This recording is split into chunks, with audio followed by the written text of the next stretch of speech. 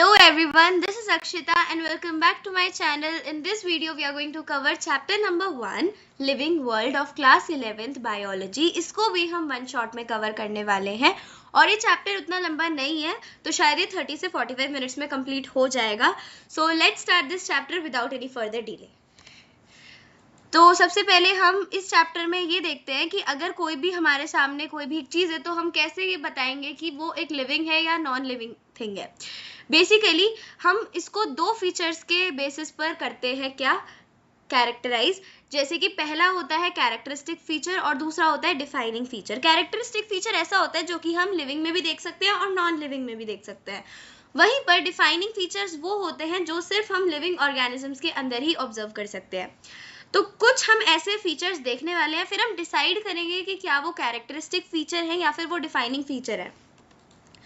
पहले आता है हमारा ग्रोथ. तो ग्रोथ क्या होता है, जब भी किसी भी जैसे कोई भी एक ऑर्गेनिज्म है तो अगर उसका साइज बढ़ता है या फिर कुछ भी उसकी सेल्स बढ़ती हैं बेसिकली, तो हम क्या बोल सकते हैं कि उसकी ग्रोथ हो गई. और कुछ ऑर्गेनिजम्स जैसे कि ह्यूमंस, उनमें क्या होता है ग्रोथ एक सर्टेन टाइम ऑफ पीरियड तक होती है और उसके बाद रुक जाती है. लेकिन अगर हम बात करें प्लांट्स की तो उसमें उनकी जो ग्रोथ होती है वो पूरी लाइफ चलती रहती है. और ऐसा क्यों होता है, क्योंकि उनके पास होते हैं मेरिस्टेमेटिक सेल्स, जिसकी बात आप आगे वाले चैप्टर्स में करने वाले हैं. तो अब कोई भी लिविंग थिंग क्यों ग्रो करती है, एक्सपैंड करने के लिए, अपना मास इंक्रीज करने के लिए और अपनी सेल्स को बढ़ाने के लिए. तो अगर हम अपनी सेल्स को बढ़ा रहे हैं तो बेसिकली हम क्या कर रहे हैं, सेल डिवाइड हो रही है तभी तो उनका नंबर बढ़ रहा है. अब इसी तरह से अगर हम बात करें कुछ यूनिसेल्युलर ऑर्गेनिजम्स की, तो उनमें क्या होता है, भले ही वो वैसे ग्रो नहीं कर पाते, अपना साइज नहीं बढ़ा पाते, लेकिन वहां पर सेल डिवीजन होता है. और सेल डिवीजन से क्या होता है, जैसे जैसे अगर हम अमीबा की बात करें तो उसमें जब बाइनरी फिजन होता है तो दो अमीबा मतलब डॉटर सेल्स बन जाती हैं अमीबा की. पहले वो एक था लेकिन अब जो नंबर ऑफ सेल्स हैं वो बढ़ गई हैं. तो बेसिकली वहां पर रिप्रोडक्शन और आपका ग्रोथ एक दूसरे के सिनोनिमस होते हैं. मतलब वहां पर चाहे आप सेल डिवीजन बोल लो, चाहे आप वहां पर ग्रोथ बोल लो या फिर रिप्रोडक्शन बोल लो, सब एक ही बात होती है. तो यानी कि हम ग्रोथ और रिप्रोडक्शन किस किस में देख सकते हैं, हम यूनिसेल्युलर ऑर्गेनिजम्स में भी देख सकते हैं, मल्टी सेल्युलर ऑर्गेनिजम्स में भी देख सकते हैं. लेकिन ग्रोथ में क्या होता है, अब अगर हम बोले तो फिर क्या ये एक डिफाइनिंग फीचर है? नहीं, ये एक कैरेक्टरिस्टिक फीचर है. ऐसा क्यों? क्योंकि अगर हम बात करें सैंड माउंट्स की, जैसे कि जब हम डेजर्ट्स में जाते हैं तो वहां पर अगर हम थोड़ा सा और सैंड उनके ऊपर डाल दें तो उनका साइज बढ़ जाता है.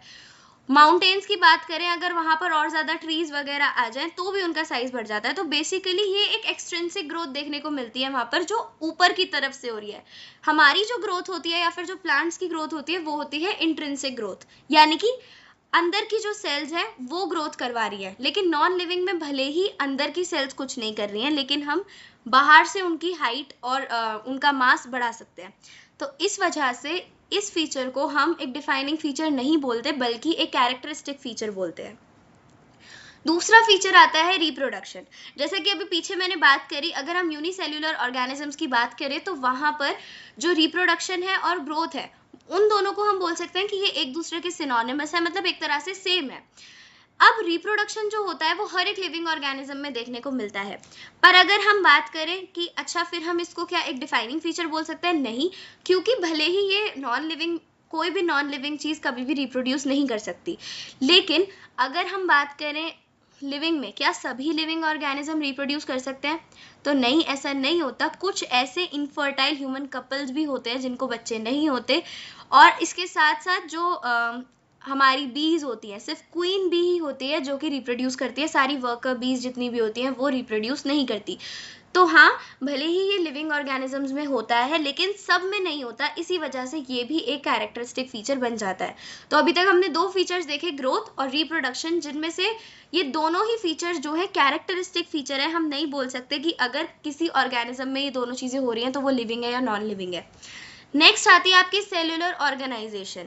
तो सेल्यूलर ऑर्गेनाइजेशन मतलब अगर आपकी और जो बॉडी ऑर्गेनाइजेशन है वो सेल्स से बनी हुई है, उसके बाद और ये सेल्स ही हैं जो कि आपका डेवलपमेंट करवा रही हैं, ग्रोथ करवा रही हैं, रिप्रोडक्शन और मेटाबॉलिज्म वगैरह में हेल्प करवा रही हैं.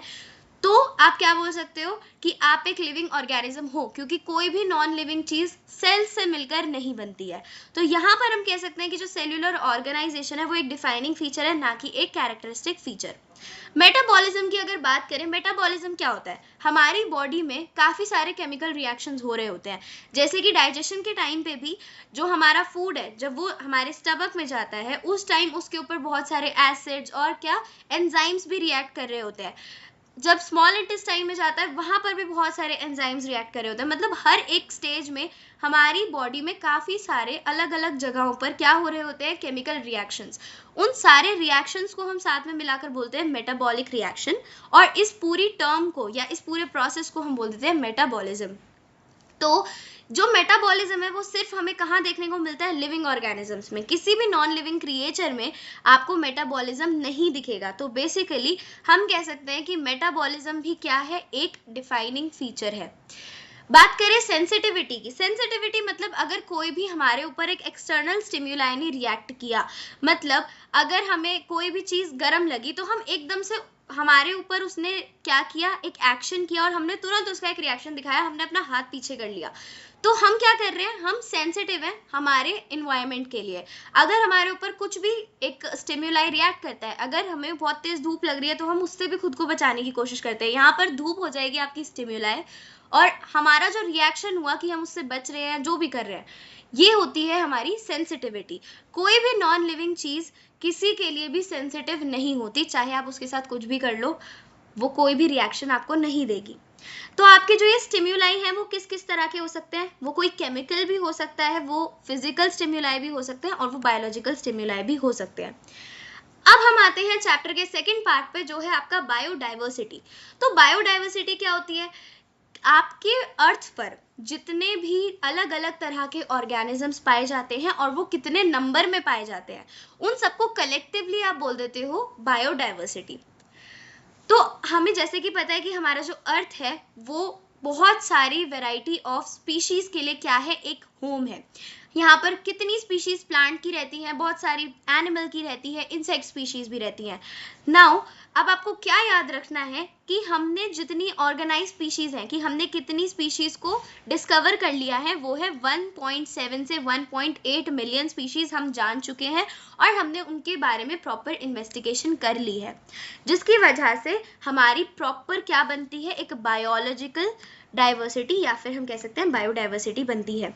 और 1.7 से 1.8 मिलियन हमने डिस्कवर कर लिया है, हमने पहचान लिया और इन्वेस्टिगेट कर लिए, लेकिन ऐसी बहुत सारी, ऐसा बोला जाता है कि ऐसी बहुत सारी स्पीशीज है जो अभी तक हमने डिस्कवर नहीं करी है। इवन ऐसा भी बोला जाता है कि हम जब तक उन्हें डिस्कवर करेंगे हो सकता है वो एक्सटिंक्ट भी हो जाए।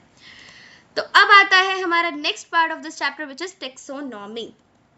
टेक्सोनॉमी क्या होता है? टेक्सोनॉमी होता है एक ऐसा फील्ड ऑफ बायोलॉजी जिसमें हम किसी भी स्पीशीज को पहले आइडेंटिफाई करते हैं, देन हम उसका एक नाम रखते हैं, फिर उसका कैटेगराइजेशन करते हैं, मतलब कि कौन सी कैटेगरी से बिलोंग करता है, और हम उसको अलग अलग बेसिस में एक प्रॉपर प्लेस देते हैं हमारी बायोडाइवर्सिटी, या फिर हमारी एक क्लासिफाई करके उसको एक प्रॉपर प्लेस देते हैं।